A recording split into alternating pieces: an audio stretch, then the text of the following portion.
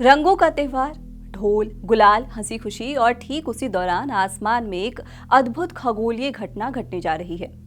चांद, जो हर होली की रात पूरा और चमकीला होता है, इस बार ग्रहण के साए में होगा। क्या ये सिर्फ एक खगोलीय संयोग है या इसका धार्मिक महत्व भी है? सूतक के वक्त इस बार क्या खास ध्यान रखना है? क्या होली पर ग्रहण का कोई असर पड़ेगा? क्या ग्रहण देखना चाहिए या नहीं? और सबसे बड़ा सवाल, इस चंद्र ग्रहण के दौरान हमें क्या करना चाहिए और क्या बिल्कुल नहीं करना चाहिए। साल 2026 का पहला चंद्र ग्रहण 3 मार्च को लगने जा रहा है। ये फागुन पूर्णिमा के दिन पड़ेगा। ये एक खंड ग्रास चंद्र ग्रहण होगा। सबसे महत्वपूर्ण बात, ग्रहण भारत में दिखाई देगा, इसलिए धार्मिक मान्यता के अनुसार इसका सूतक काल भी मान्य रहेगा। सबसे पहले आप ग्रहण का पूरा टाइमलाइन समझिए। ऊपर छाया प्रवेश दोपहर 2:13। ग्रहण शुरू होगा दोपहर 3:20 पर। पूर्णता शुरू शाम 4:34। मध्य शाम 5:05।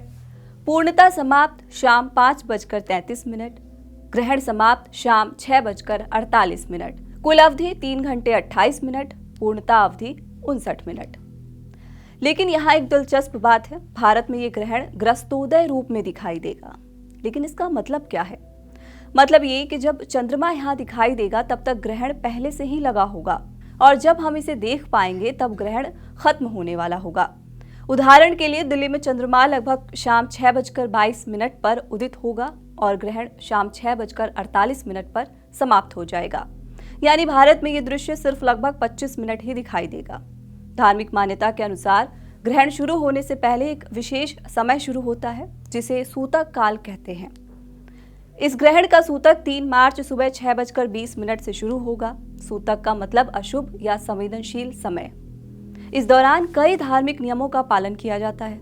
अगर आप धार्मिक मान्यता मानते हैं तो ये काम शुभ माने जाते हैं। सूतक के समय भगवान का ध्यान करें, मंत्र जप करें, ध्यान या मेडिटेशन करें, धार्मिक ग्रंथ पढ़ें, दान का संकल्प ले। मान्यता है कि ग्रहण के समय जप और तप का फल कई गुना बढ़ जाता है। लेकिन सूतक के समय क्या नहीं करना चाहिए? ये सबसे ज्यादा पूछे जाने वाला सवाल है। परंपरा के अनुसार सूतक में भोजन नहीं बनाना चाहिए, भोजन नहीं करना चाहिए, पूजा, मंदिर की मूर्तियों को स्पर्श नहीं करना चाहिए, मंदिर के कपाट खुले नहीं रखने चाहिए, कोई भी शुभ कार्य नहीं करने चाहिए, बाल कटवाना या नए काम शुरू करना, ये सब कहते हैं कि इसे ना ही करें तो बेहतर होगा। सूतक से पहले खाने पीने की चीज़ों में तुलसी के पत्ते ज़रूर डाल दें। मान्यता है कि इससे भोजन जो है आपका वो शुद्ध रहता है। ग्रहण खत्म होने के बाद क्या करना है?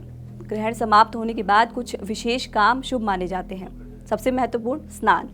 विशेष रूप से पवित्र माना जाता है गंगा नदी में स्नान करना। लेकिन अगर आप वहाँ नहीं जा सकते तो पानी में गंगा जल मिलाकर स्नान करें। घर की सफाई करें, दान करें, ये शुद्धि का प्रतीक माना जाता है। अब सबसे बड़ा सवाल, ग्रहण का होली पर क्या असर पड़ेगा? क्योंकि ये ग्रहण फाल्गुन पूर्णिमा पर है और उसी दिन होली मनाई जाती है। इस बार होली चंद्र ग्रहण के साए में मनाई जाएगी। लेकिन एक और महत्वपूर्ण बात है, भद्रा काल। धार्मिक नियमों की माने तो भद्रा में शुभ कार्य नहीं होते, इसीलिए होलिका दहन भद्रा समाप्ति होने के बाद होगा। 3 मार्च को दोपहर 3:20 से चंद्र ग्रहण शुरू होगा और शाम 6:48 पर समाप्त होगा। ग्रहण का सूतक मंगलवार सुबह 6:20 से लागू हो जाएगा। वहीं फागुन पूर्णिमा तिथि की शुरुआत 2 मार्च को शाम 5:55 से होगी और ये 3 मार्च को शाम 4:40 तक रहेगी। इसी दौरान भद्रा भी लग रही है। 2 मार्च की शाम 5:55 से भद्रा शुरू होकर 3 मार्च की सुबह 5:32 तक रहेगी। इसीलिए होलिका दहन भद्रा समाप्ति होने के बाद ही किया जाएगा और होली 4 मार्च को मनाई जाएगी। हालांकि कई जगहों पर 3 मार्च को भी मनाई जाएगी। ज्योतिष मान्यता कहती है कि ग्रहण सभी राशियों को प्रभावित करता है। अब आते हैं इस बात पर कि इस चंद्र ग्रहण का हमारे और आपके जीवन पर क्या कोई असर पड़ने वाला है। तो कहा जा रहा है कि इस बार भी कुछ राशियों पर इस चंद्र ग्रहण का जो है वो असर होगा। विशेष प्रभाव जो है वो मेष राशि पर होगा। उन्हें मानसिक तनाव का सामना करना पड़ सकता है। कन्या राशि को आर्थिक चिंता, मकर राशि वालों को स्वास्थ्य समस्याओं का सामना करना पड़ सकता है। ये ज्योतिष मान्यता है, वैज्ञानिक प्रमाण नहीं।